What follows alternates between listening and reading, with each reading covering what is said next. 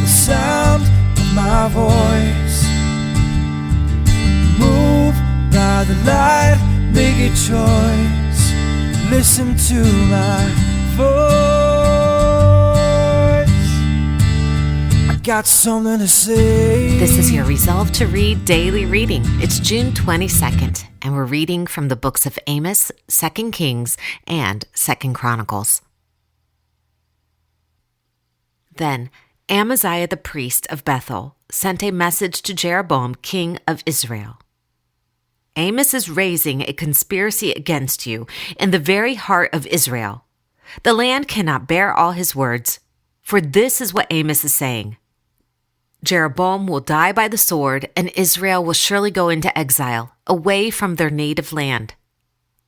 Then Amaziah said to Amos, "Get out, you seer! Go back to the land of Judah. Earn your bread there, and do your prophesying there. Don't prophesy anymore at Bethel, because this is the king's sanctuary and the temple of the kingdom." Amos answered Amaziah, "I was neither a prophet nor a prophet's son, but I was a shepherd, and I also took care of sycamore trees. But Yahuwah took me from tending the flock and said to me, 'Go prophesy to my people Israel.' Now then, hear the word of Yahuwah. You say, 'Do not prophesy against Israel, and stop preaching against the house of Isaac.' Therefore, this is what Yahuwah says. Your wife will become a prostitute in the city, and your sons and daughters will fall by the sword. Your land will be measured and divided up, and you yourself will die in a pagan country, and Israel will certainly go into exile, away from their native land." In Israel.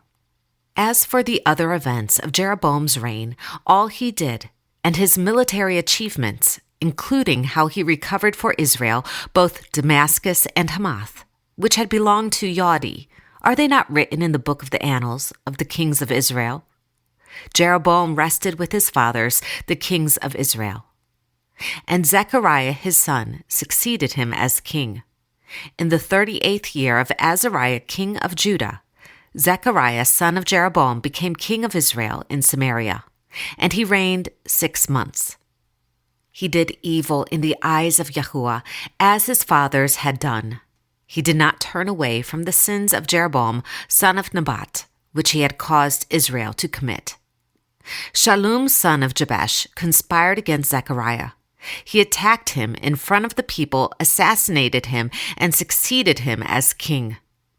The other events of Zechariah's reign are written in the book of the annals of the kings of Israel. So the word of Yahuwah spoken to Jehu was fulfilled. Your descendants will sit on the throne of Israel to the 4th generation. Shallum, son of Jabesh, became king in the 39th year of Uzziah, king of Judah, and he reigned in Samaria 1 month. Then Menahem, son of Gadi, went from Tirzah up to Samaria. He attacked Shallum, son of Jabesh, in Samaria, assassinated him, and succeeded him as king. The other events of Shallum's reign and the conspiracy he led are written in the book of the annals of the kings of Israel.